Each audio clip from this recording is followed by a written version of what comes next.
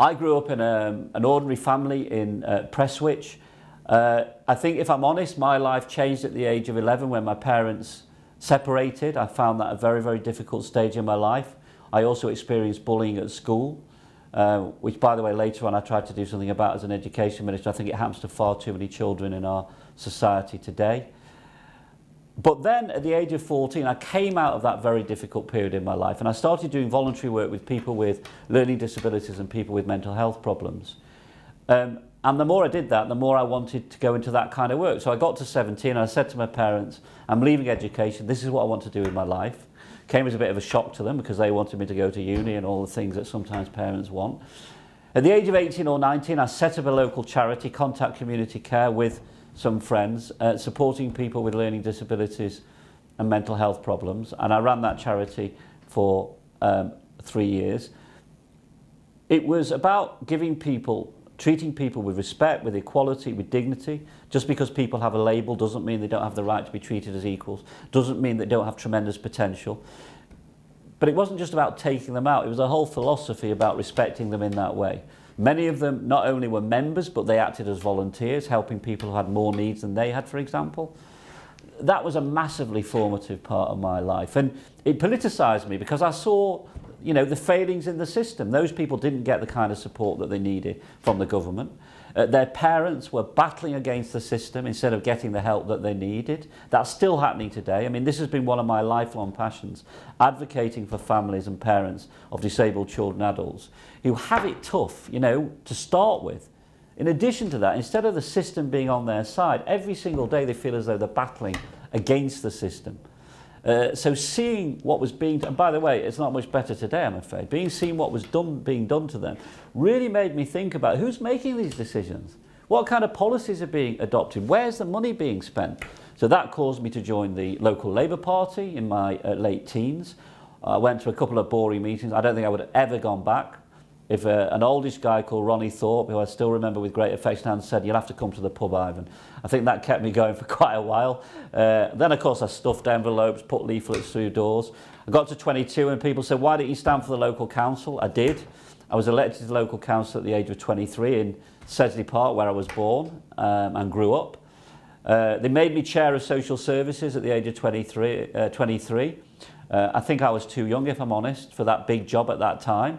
But because I was doing that work in my day job, if you like, the councillors thought that I would make a good chair of social services. I don't think I was bad at the job, but I don't think was ready for it.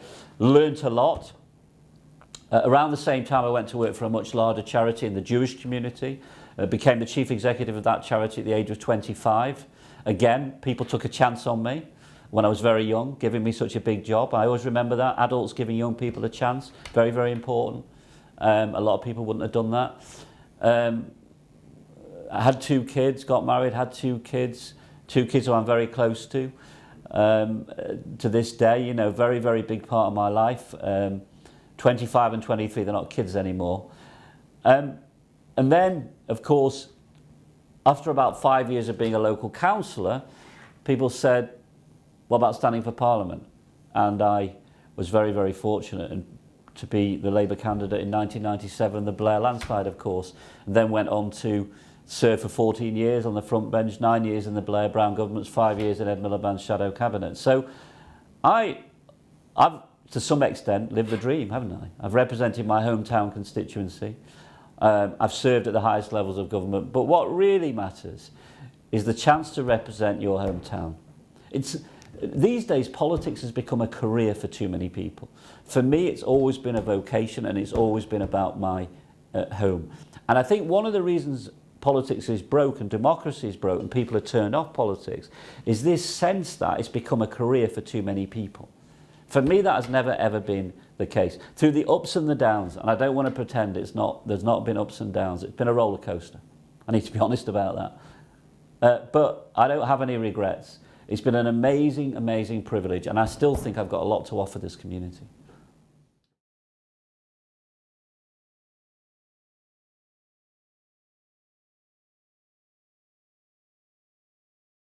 Well, I'd say there's an arrogance at the heart of the question. How do they know how this election is going to turn out? How does the Conservative Party or the Labour Party know that their respective parties are going to end up in government? The people of Bury South and of over 600 constituencies around the country will determine that.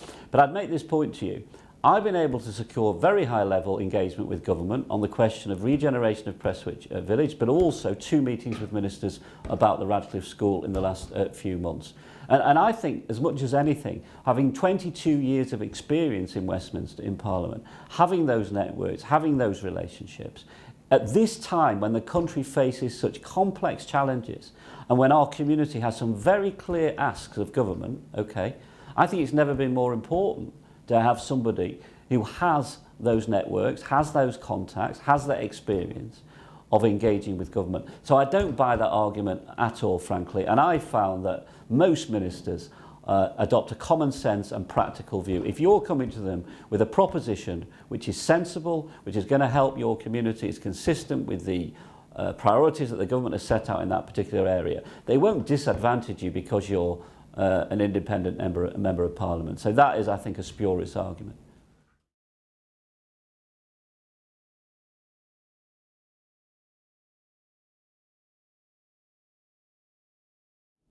You know, on the one hand, as I found out in this election campaign, you do not have the party machine behind you. You know, you do not have the activists, or in Labour's case, all these people coming from all over Greater Manchester. You don't have that.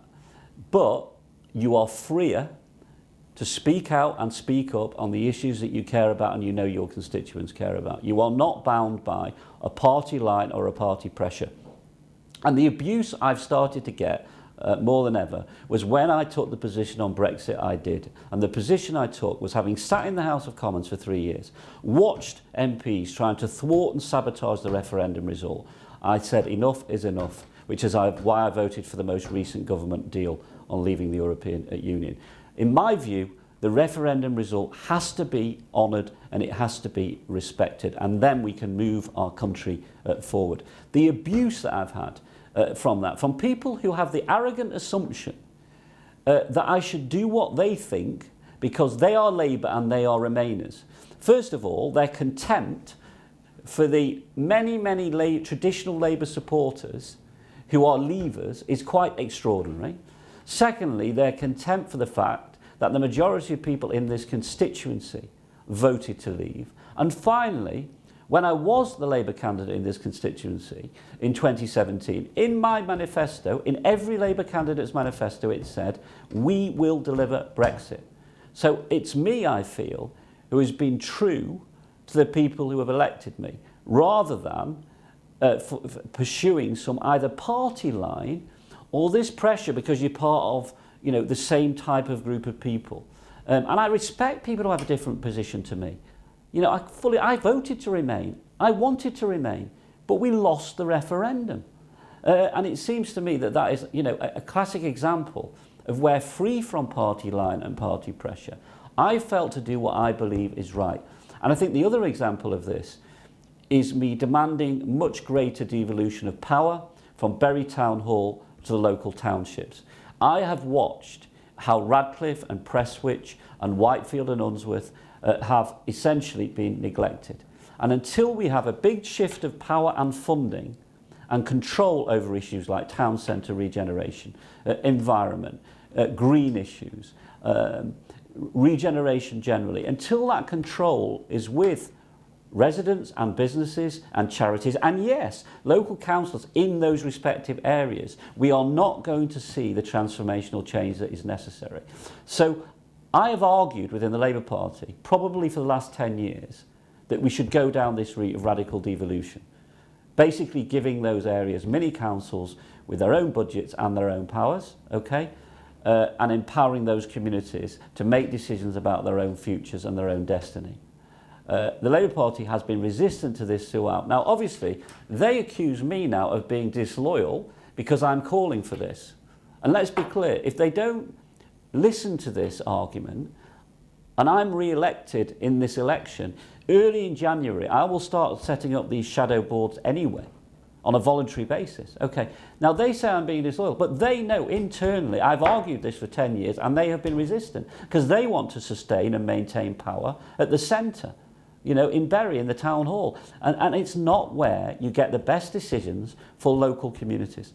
There is one, listen to this, one guy, one officer, who is a good guy, by the way, one officer responsible for the regeneration of the centre of Radcliffe and the centre of Prestwich. And I wouldn't be surprised if in his spare time he was expected to look at Whitefield as well. It's completely nonsense. And this is why we don't get the progress that we need on many of those issues. So I feel I'm freer to speak out and speak up. I've been arguing some of these things in private, and I wonder whether, if I wouldn't have been independent, would I have felt able to be so clear about my Brexit position? And that was born out of sitting in the House of Commons day after day and watching the Remainers present themselves as the bastions of democracy. And I said to one of them, you know, one of my colleagues, I said, so if you had more time to scrutinise this stuff, you want more time to scrutinise, are you ever going to vote for it, the deal? Well, no, I'm never going to vote for it. So all they're trying to do all the time is subvert. And, you know, an affirmative referendum, more time to scrutinise the bill, they're not interested in that. They want to sabotage Brexit. And if they had the decency to say so, I would have more respect. I would have more respect for people who said, we want to. My belief is we have to respect the result of the referendum. And also, if we continue to have delay and drift, the consequence of that is that business investment will dry up and will tip into recession. The one thing that business needs is certainty and stability. So I think I've been much freer, felt much freer to speak up and speak out on the things I care about and in line with what I really believe.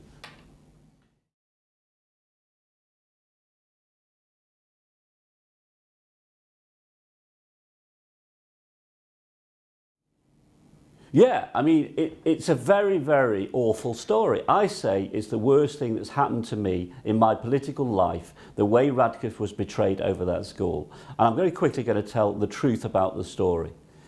First of all, as everybody knows, there was a merger of Coney Green and Radcliffe High. Some people didn't like that, but it was because of declining numbers at the time. They then were operating off two campuses for a while, and that clearly wasn't working. A decision was then taken that Radcliffe deserved a brand new state-of-the-art school. This was about 2002 or 2003. And I was at the leading edge of arguing for that. And, you know, we all agreed that that is what needed to happen.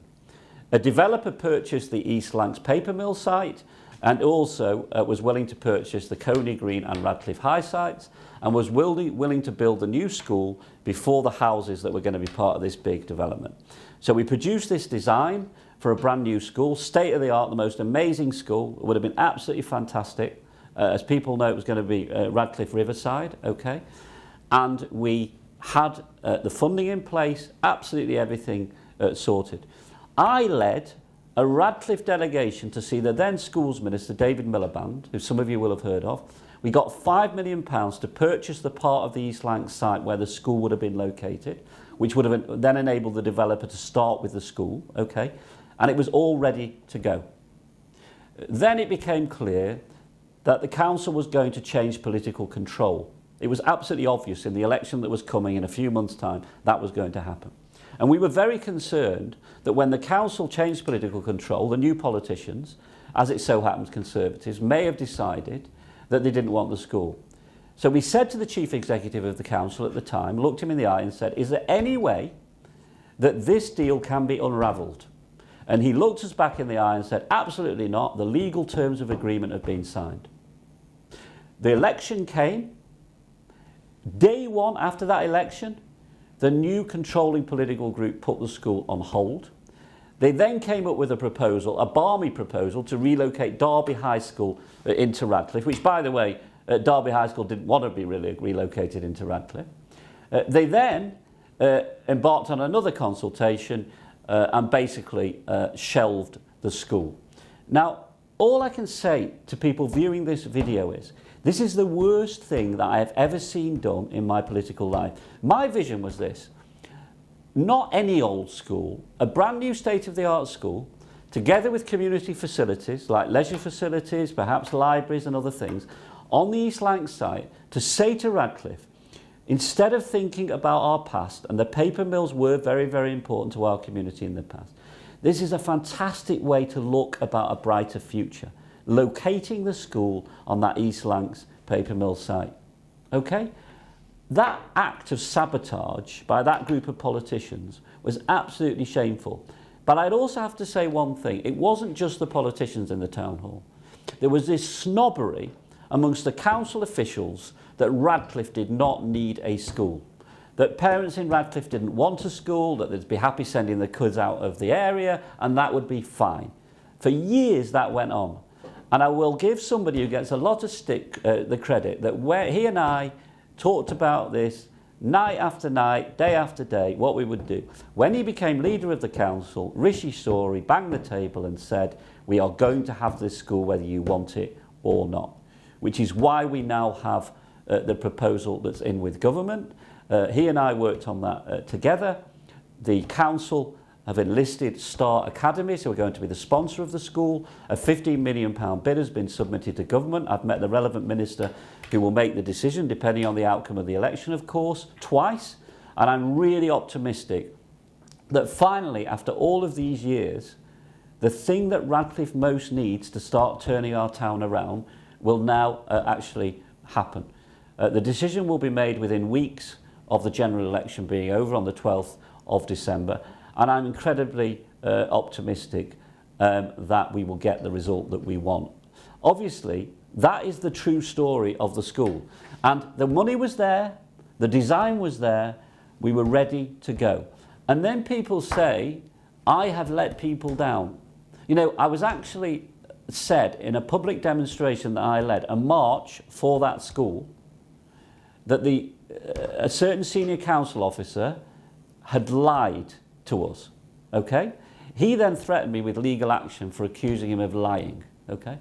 And my response to this legal letter from the council was, I will come into the town hall and tell you why you're a liar. Surprise, surprise, the legal action never materialised. And the lie was looking councillors in the eye and saying, if there's a change of political control, there will be no possibility of those new group of politicians stopping the school. What of course was the case was that senior officers at the town hall wanted to stop the school, as well as the new group of politicians that took control. Now what some people watching this will say is, why is Ivan Lewis going on about the past? Because I'm so angry that people don't realise the passion that I've had for this school all those years ago, and every month since then, demanding, banging the table, what's happening about the Radcliffe School? What's happening about the Radcliffe School? And you know, there was a period of time when both sets of politicians basically were saying, well, we're not sure we need it, pupil numbers are going down, okay?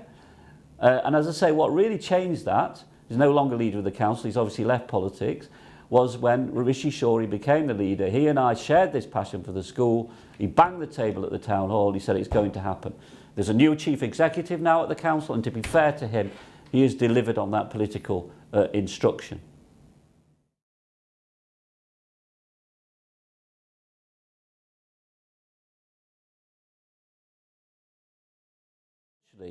What you're saying about the potential that Radcliffe has endless potential, which is why I've said the biggest single problem in Radcliffe is the lack of ambition and vision for the town.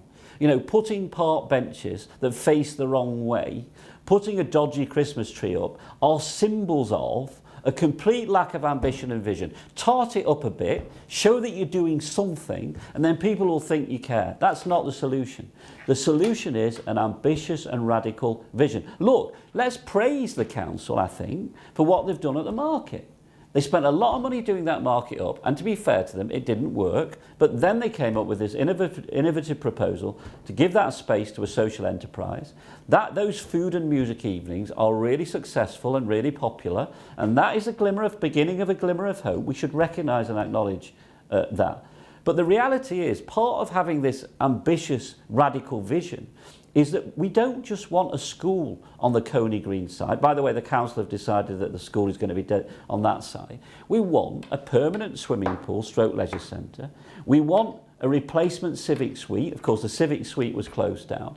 And my question to the council once again is, we've got the bid in for the school. Why isn't there a design for that whole campus now?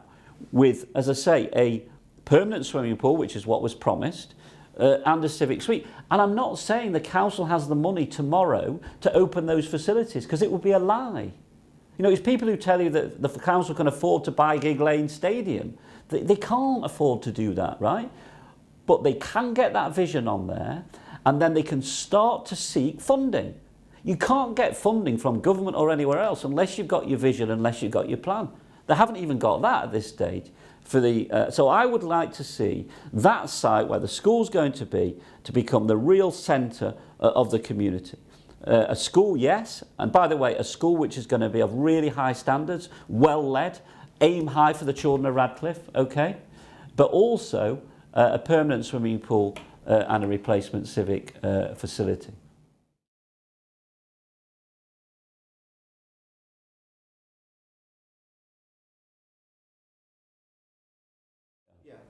I mean, the government insists that any new school is a free school. What a free school means is that it has to be run by community members, businesses and others, rather than by people associated with the local council. By the way, local councils haven't run schools for years, okay?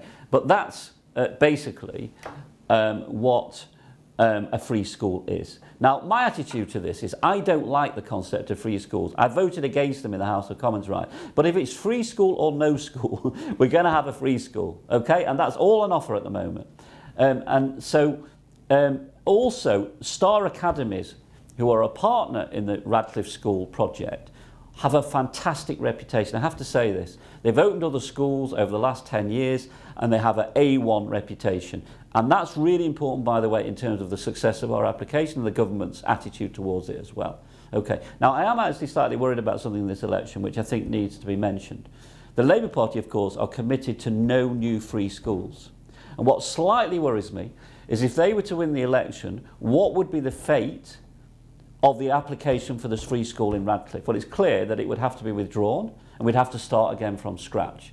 Now, I personally don't think that that would be desirable, so I'd hope a way would be found to allow that application to continue in its present form, because we've waited for far too long. We don't want to go back to the drawing board. We don't want to go into reverse. We want the decision made and we want to get this school open as quickly as possible.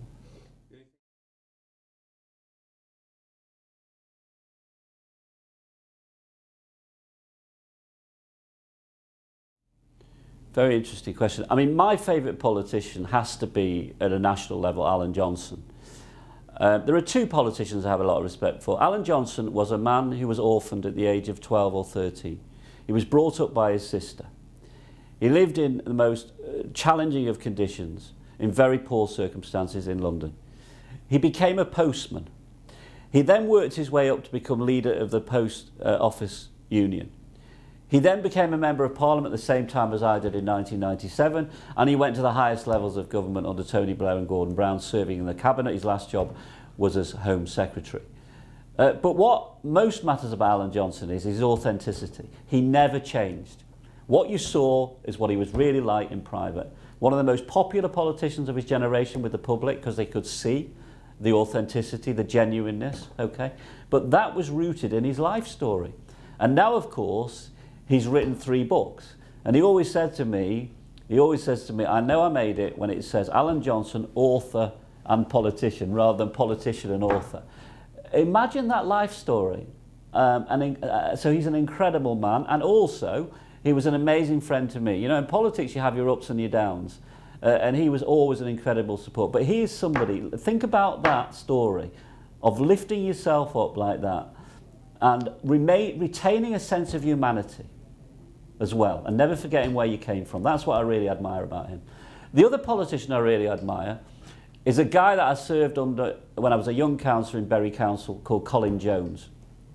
Colin was a very, very tough guy, Radcliffe through and through, worked at the paper mills, no messing guy, and he, in private, did more to keep that council together and to keep it doing the right things than any leader I ever worked under. You know, if you heard Colin in public, you would think, well, you know, what kind of leadership is going on here? He was the most amazing guy, completely committed to the right things in terms of principles, completely committed to Radcliffe as a town, as well as Bury as a whole, because obviously he was the leader of Bury Council. But it was the way he This was in the 80s. People forget this. This was in the 80s and the 90s. Actually, it was the 90s, when savage cuts were being made to councils up and down the country. And I was elected thinking that I would be part of developing new projects, building new things, making beautiful and lovely things happen for people. And all we used to do was sit round discussing how we could make millions of pounds worth of cuts, because that was imposed by the government, and do the least damage to the local population here in our community. By the way, we kind of revisited that many years later, but that was the reality in those days. That was so difficult to keep a sense of purpose and values when you're doing that sort of thing. And Colin Jones was a man who did that. And one of the unsung heroes, I believe, of Radcliffe as a town, but also obviously his service in Bury.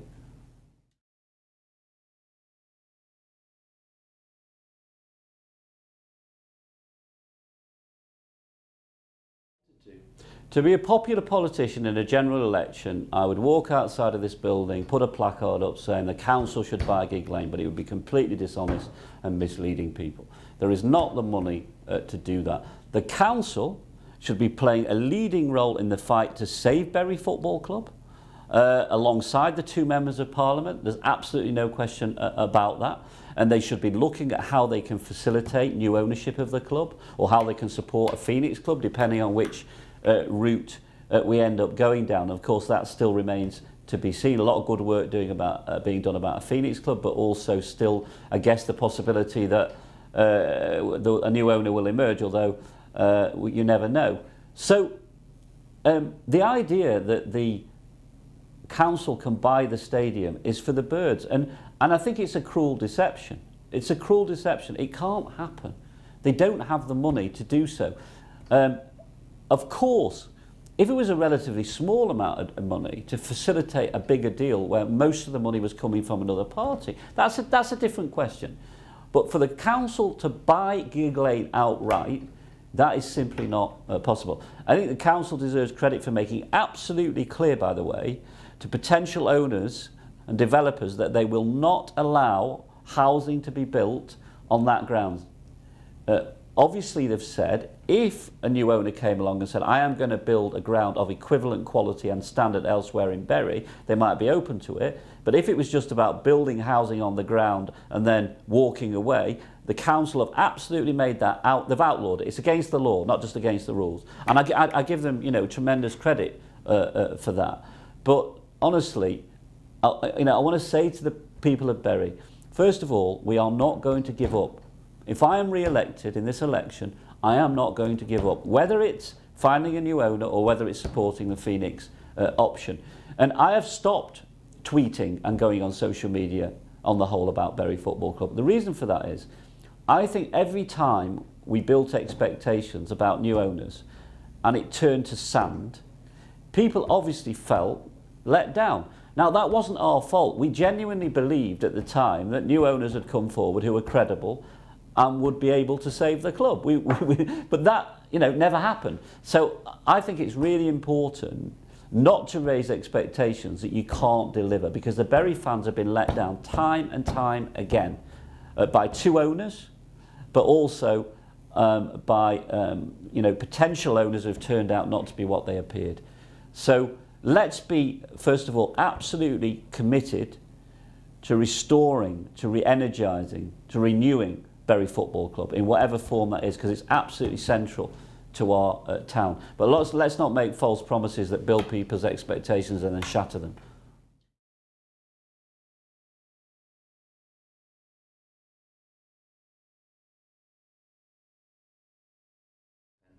I think that politics and democracy is broke. Many people around here are really angry with the political class over Brexit, over the decline of their towns. And in those circumstances, I actually think having independents who are not bound by party pressure or party whips is refreshing. And people should, in this election more than any other, be open-minded to that possibility. I also think it's a self-fulfilling prophecy when the big parties say, don't vote for an independent because they can't win. Well, if people vote for me, I'll win. And one of the things that's happening in this election is all the parties are making that claim. And clearly, if I'm splitting all the parties' votes, as they suggest I am, I'm probably winning the election. So I don't believe in an era where people are so disillusioned with politics. Now is the time more than ever before where I think people should be open-minded to voting independent, providing they like my offer, providing they like my manifesto, providing the vision and the hope that I'm offering to our towns in this election is something that chimes with them. And I hope it chimes with them as well, that I have been absolutely consistent about saying that we need to be democratic and honour and deliver the referendum result. And I've said that despite originally being a Remainer. I hope that chimes with them in terms of the kind of Democrat I am.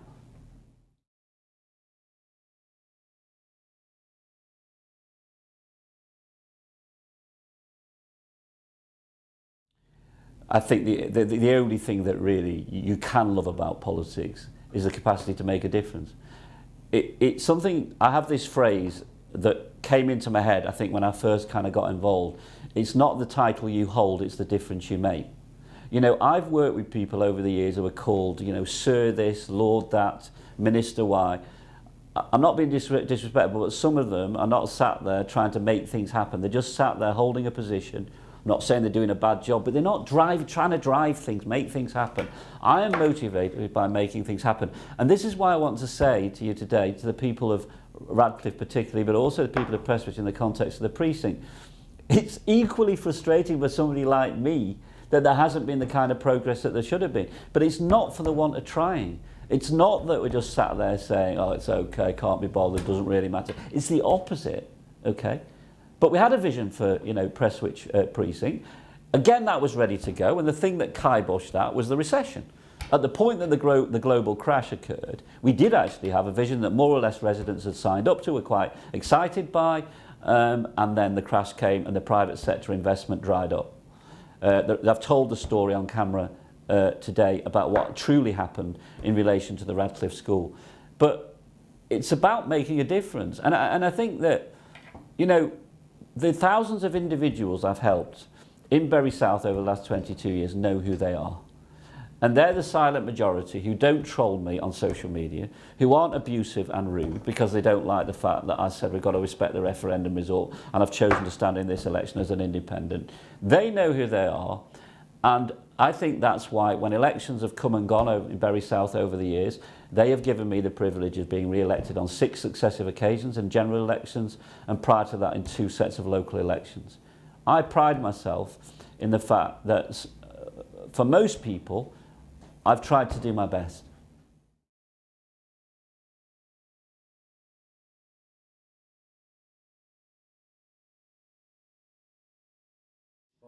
I'd say they sound like my 2 kids. Look, I think that this is ridiculous in the sense that if you look at the age profile of the population, we're living in an ageing society. I actually think one of the things about politics is that we've often talked about the importance of getting young people involved, and I've always, throughout my political life, encouraged young people to get involved. Actually, there should be more older people in politics, frankly, if you look at the demographics of our society. But, you know, I am not exactly ready for my retirement yet. I know there were some people who were ready for me to retire, but I'm not ready to retire.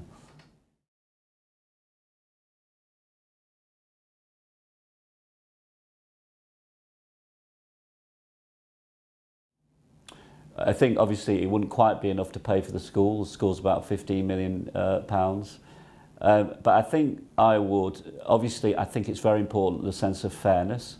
So I would look at Radcliffe and Ainsworth, I'd look at Prestwich and Sinister, I'd look at Whitefield and Unsworth, and I'd split it between those 3 areas. And then I'd try and use it for something meaningful and significant that had a tangible impact in those communities. I guess every community is different in terms of what its priorities are, which is why I'm the only candidate in this election who's producing a manifesto for each of the townships. It's why I've got this radical devolution plan for each of the townships. You know, I've said about Radcliffe that, and a lot of people I think have not totally understood this, Radcliffe was home to 2 of the world's greatest ever cricketers. Sir Garfield Sobers is one of them. Okay. And I've said that Radcliffe should explore the possibility of becoming the National Cricket Museum. And people say, well, what does he mean by that? If you read Sir Garfield Sobers' autobiography, he talks about a lot about his early years playing for Radcliffe. Okay. There are other people who have gone on to be top cricketers. So I've talked about having that, a museum there. I've talked about sport. We've got Radcliffe Borough and Radcliffe Cricket Club driving, a sports strategy in the town. I've talked about recruiting Danny Boyle to oversee regeneration, because I believe it's somebody with that kind of vision and that kind of background we need. And by the way, why shouldn't Radcliffe have some art and culture? Nobody ever mentions that. Why shouldn't it? Okay. Then looking at Prestwich, there's obviously, in many ways, there are two issues in Prestwich that hold Prestwich back. One is the state of that precinct, which definitely needs gutting and starting again. And there is work going on to come up with a plan. By the way, the new plan should be available in the next, I'm told, 4 to 5 months. But also that main road, that Bury New Road, the pollution, the congestion. And I think there's a real need to review the air pollution, the effect on the environment of the changes that have been made on Bury New Road. Other than that, Prestwich is very much on the way up. People also complain about the sort of state of the streets, the dirtiness, the lack of cleanliness. I think that's something that we need to look at, although to be fair, again, council budgets have been slashed. Looking at Whitefield, I was instrumental in turning that whole area that used to be called the most horrendous precinct. It was the most a derelict precinct, basically, into the Morrisons and the Leisure Centre. I personally drove that. When a lot of people, they forget this, a lot of people opposed Morrisons when they first wanted to come. Now, is it perfect, the Whitefield Town Centre? Of course not, right? But having Morrisons and a gym there is far better than what we used to have there, okay? We're also working on a new health centre for Whitefield, similar to one in Radcliffe, which, by the way, was as a result of investment that I brought into the town when we had a Labour government. So there's lots of things that we could do with that amount of money. But the other thing I would say to you, it needs to be seen that the money is being spent fairly, but also, why not give the public a much greater level of control over choices about spending? And this is my argument about devolving. In fact, what you could do with that 10 million, you could split it evenly between the townships. It could be the first amount of money you gave to the respective township boards that I proposed setting up, and said to them, you come up with a plan for your community and you'll have a third of the 10 million to spend, providing that plan makes sense. It would empower those boards from day one. It would give them, you see, I think the danger is if you have mini boards and they don't actually achieve anything, right, even though residents are involved with them and others, people will say, well, what's happening? So why not split that 10 million between the 3 new boards, which will be residents, business people and charities. They will have a lot more powers than exist at the moment. Give them each a third of that and let them produce a plan and a vision and let them get on with making it happen.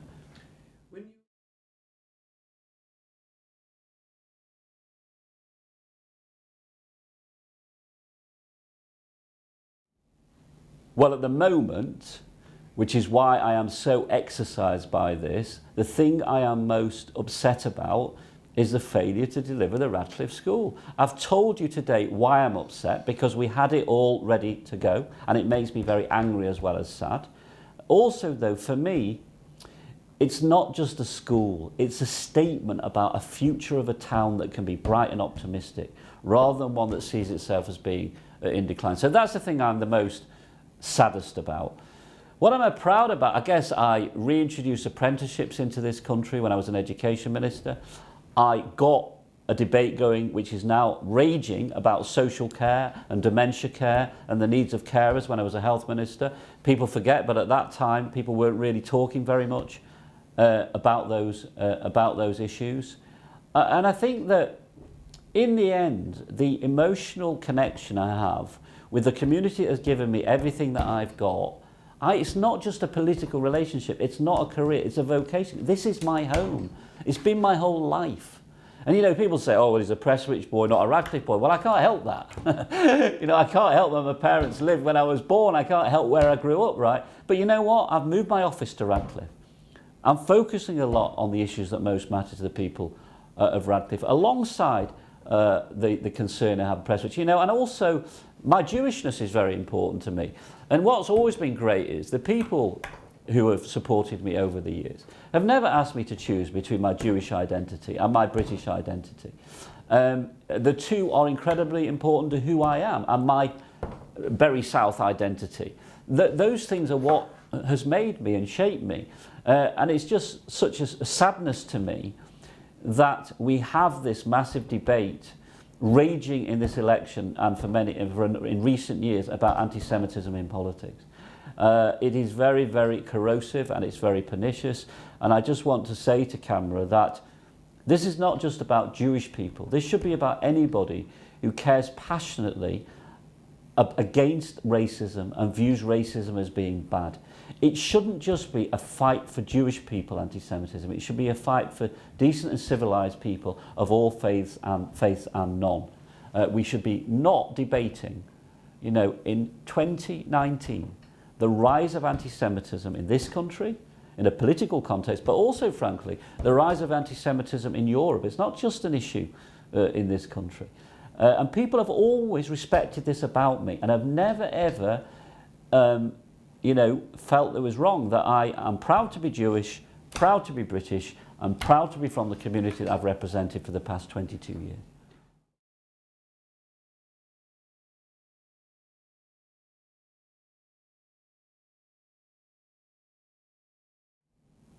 What I would say is that the story of this country almost is the working poor, or wage stagnation. What do I mean by that? I mean it's the people who have worked hard, done all the right things, sometimes juggling 1, 2, 3 jobs these days, who have not had a pay rise for 20 or 30 years, have seen their cost of living go up, their bills go up. They're the people that have the most to feel angry and aggrieved by in terms of the way successive governments have treated them. And I feel that I'm on their side because I get it. If you've done all the right things and you've worked hard, you've not had a pay rise and your bills have gone up, that means you can't have nice holidays. You can't have nice cars. You can't help your kids get on that first rung of the property ladder. That is where we should be focusing our energies and efforts. Now, let me say something alongside that. We should not be envious of successful people. We should celebrate success. We should celebrate the fact that some of our kids want to go into business as well as want to go into public service or into other forms of work. It is not one or the other, right? But to say those at the poorer end of society who are in work need to work harder and harder and harder, it's ridiculous. It doesn't recognise the reality, which is that so many people who do work hard and do the right things have not had a pay rise and therefore do not have, you know, not had an increase in their disposable income and therefore their quality of life for decades. It's those people that we'd feel the most aggrieved for. And I want to raise one other group of people.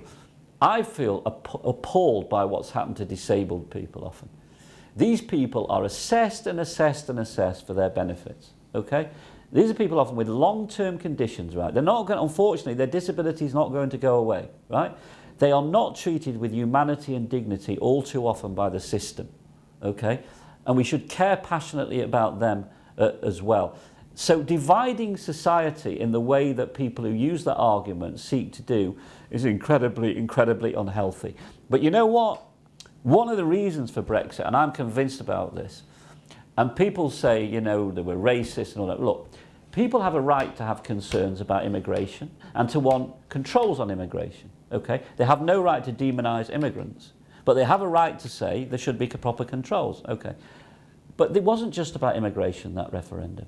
It was also about this group of people who, when people like me who were Remainers said to them, we've got everything to lose by leaving the European Union, look you in the eye and said, oh, I've got nothing to lose. I've got nothing to lose. Look at my life now. I work hard, I do all the things I'm told I should do, look after my family, and my life doesn't get any better. They're the people we should care about the most and seek to be doing something for going forward.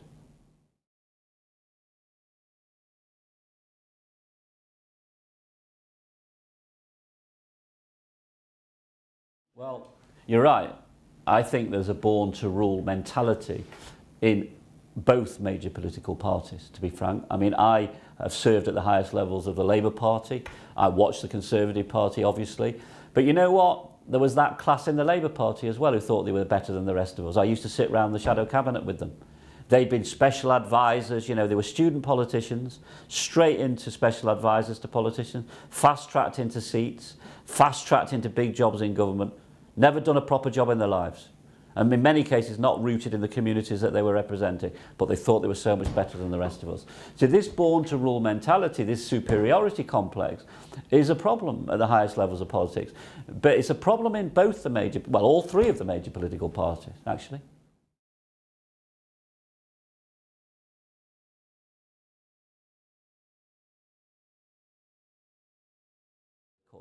The idea that the global financial crash, when it came, was the responsibility of the UK Labour government is for the birds.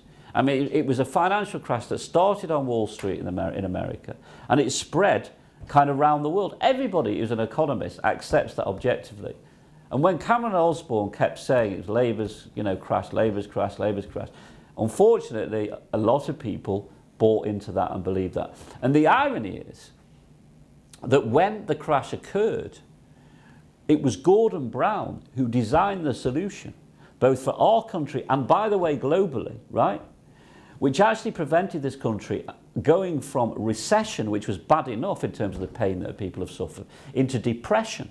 Had we have gone into depression, we would have had decades of mass unemployment. That would have been the consequence, and people would have lost their homes and lost their businesses like they did when they were in the recessions of the 1980s. So this rewriting of history, actually, and it's a good question because it's the left and the right, if you like, who have rewritten history and completely ignored the facts. You know what I mean? We're in an era of fake news, aren't we? That's exactly what they've done. And it's extremely frustrating, really, that they've been able to get away with that. And, when I talk to young people about those New Labour years, the achievements, all they respond with is Iraq. That's all they respond with. There was the minimum wage, there was tax credits, there was peace in Northern Ireland. We've done nothing else, peace in Northern Ireland. There was record low waiting lists. The health service never been achieved by any government. Investment in our local schools, incredible. And as I say, when we left office, record low levels of crime. So you've always got to have a balance. Was there everything perfect? Was everything good? We didn't build enough affordable homes. Absolutely, undoubtedly. Successive government, complete failure. Okay? By the way, we don't need to bulldoze over Greenbelt to do that. We should be using brownfield sites and town centres, not beautiful Greenbelt in Radcliffe, Unsworth and Simister. But it is this rewriting of history. Now, in the end, politics is about the future. It's not about the past, to be honest. But I'm glad you've given me the opportunity of expressing how I feel about what has been, how history has been rewritten, if you like.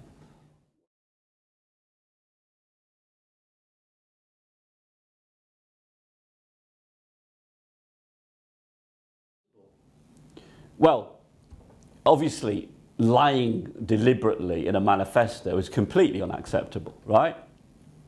And I think what should happen is the public should treat that group of politicians very harshly the next time there is an election.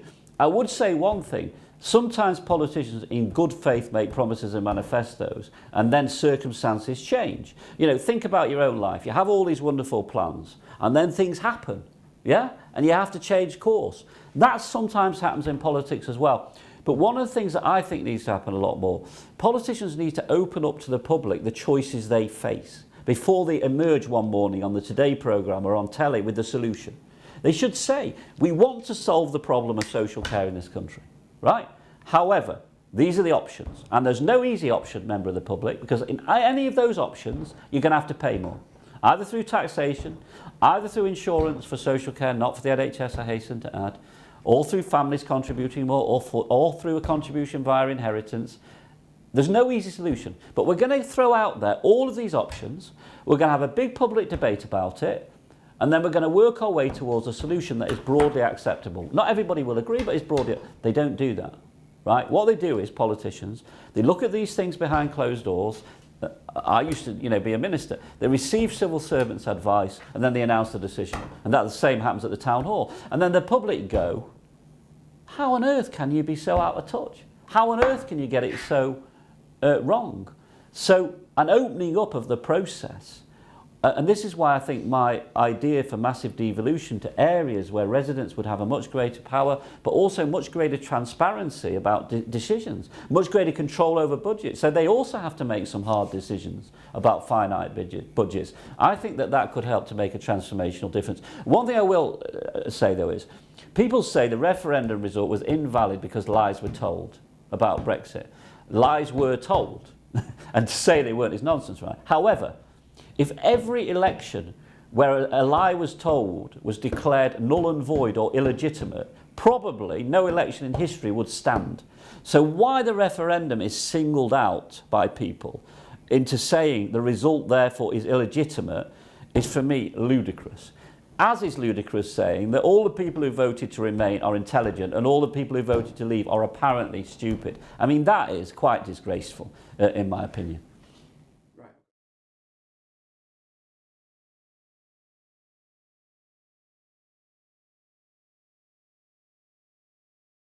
Well, look, I voted to remain. I wanted to stay, but the people both in my constituency and the country voted to leave. And from day one of the result being announced, I said that we need to respect that result. I've become increasingly angry at what I've seen in the House of Commons in terms of all sorts of attempts to thwart that decision. You know, people say they want a second referendum, then they say they want more time to scrutinise the legislation. No, they don't. They want to sabotage the result of the referendum. And as a Democrat, that's totally unacceptable to me, which is why I voted for the most recent deal that the government brought forward.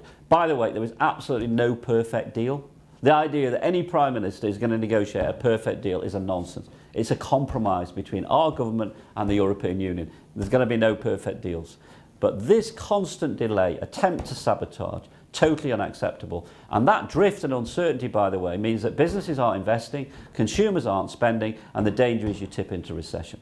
So we need to get on with it. But equally, the most important thing about our relationship with Europe is not even this whole debate we're having about this bill. The most important thing is the future relationship negotiation which takes place next. So if we get the withdrawal bill through, which we must do, in my opinion, as soon as Parliament resumes, we then go on to a negotiation about our future relationship with the European Union. Now, it's clear to me that we don't want any political control over this country. Okay, but we do want maximum economic and trade cooperation with Europe, providing that we can also trade with other countries. And this is, you know, very, very important if we're going to leave or when we leave the European Union. So this is what's so frustrating.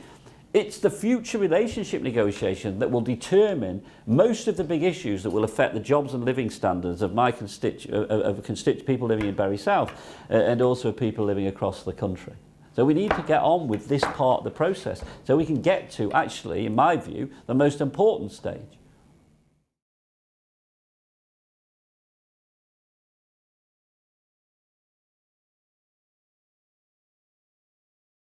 Well, greenbelt are green areas that through the ages have been protected in a civilised society because people need green spaces, beautiful spaces, wildlife needs to be protected.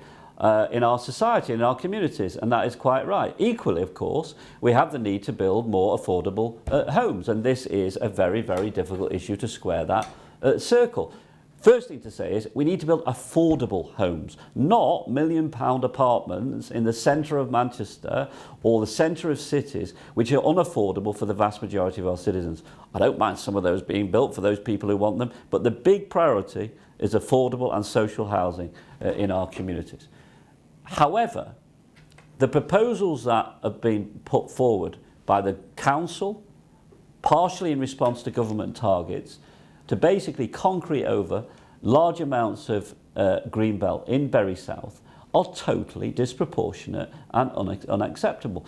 It will, you know, devastate parts of Radcliffe and also Unsworth. It will also completely destroy the character of the village of Simister. So it's that balance that needs to be sustained, and I don't believe the proposals have maintained that balance from day one.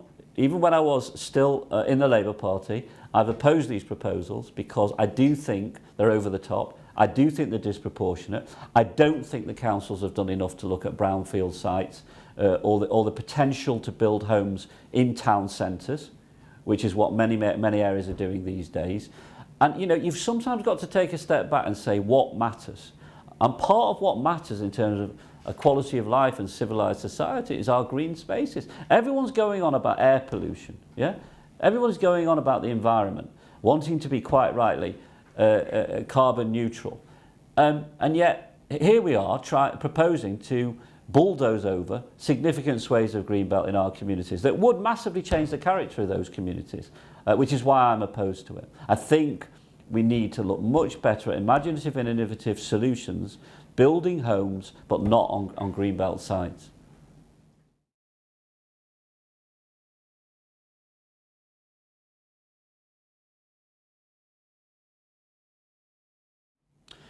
I think that austerity went too far and the cuts became disproportionate, and there wasn't investment taking place alongside perhaps some of the cuts that were necessary.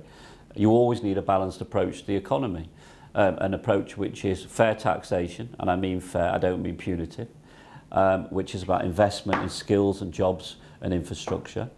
And it's about what kind of state, what kind of government do you think you want and you need to provide the services that people depend on? You know, we all massively cherish our National Health Service, don't we? And that is absolutely right. It's uniquely British, and we should do absolutely nothing to jeopardise it. We must, in my opinion, oppose all privatisation of the NHS. Yes, we already work with private organisations within the NHS, and it's dishonest to say we don't, because we do.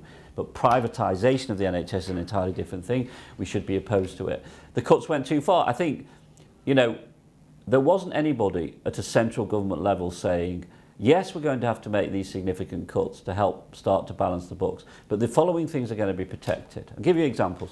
We should have protected early years education from the beginning. The children's centres and Sure Start have been destroyed. You make the most difference in the earliest years of a child's life. That should have been protected. Okay. School budgets should have been protected. Recent years, we've seen local school budgets cut. The shambolic situation that we're asking police officers to deal with on the front line these days with the lack of resources is a disgrace. It's a criminal's charter, if I'm honest. I went on the night shift with Bury Police a few months ago.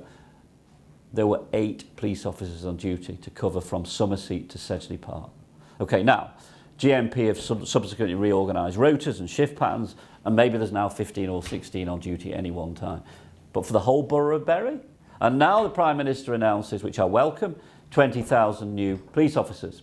But 20,000 police officers were cut in the first place. I mean, it's crazy. And of course, perhaps the ultimate symbol of all of this is the number of people that we see, which should outrage any decent person sleeping on the streets of our country and in our local communities. Okay? Why has that happened? Well, it's happened because all of the support services have been decimated. The mental health services, which by the way is one of my great passions, campaigning for improved mental health services locally. So many of our families know that there are many people who have those mental health problems which they don't maybe like to talk about. It's a massive issue in our society, and we need to get real about it, and we need to put investment into those mental well-being and mental health services. Those services have been cut. Drugs and alcohol services have been cut. People are released from prison without any resources to be able to cope. So if you get rid of all the support services, you end up with massive consequences. And then you end up paying more to clean up, to deal with, to tackle those consequences. That's the false economy. So look, tough decisions were needed. Any government would have had to make tough choices, right? And always does. You know, think of your household budget. You have to make tough choices. No different for the council and no different for the government, yeah? But it went too far. And some cherished things that should have been protected in our long-term interests weren't. And the other mistake they made is they did not invest at the same time in skills, in apprenticeships, in protecting jobs. They could have done that. Look, who builds a hospital and a school? It's not the state. It's small and medium-sized businesses who employ local people often, who give young people apprenticeships. They repair the schools. They build the hospitals. Okay? So actually, you are slashing the private sector as well as the state and government as a consequence of some of those decisions. It went too far and the cuts were disproportionate. However, other politicians want to pretend to you that money grows on trees. There's endless amounts of money. You can do absolutely everything. You can deliver anything the public want. That is equally dishonest, because if you tank the economy, you know who suffers the most from tanking the economy? It's not the billionaires. It's ordinary working people who get clobbered if the economy goes under. They're the people who suffer the most. So you've got to have a balanced approach, a common sense balanced approach.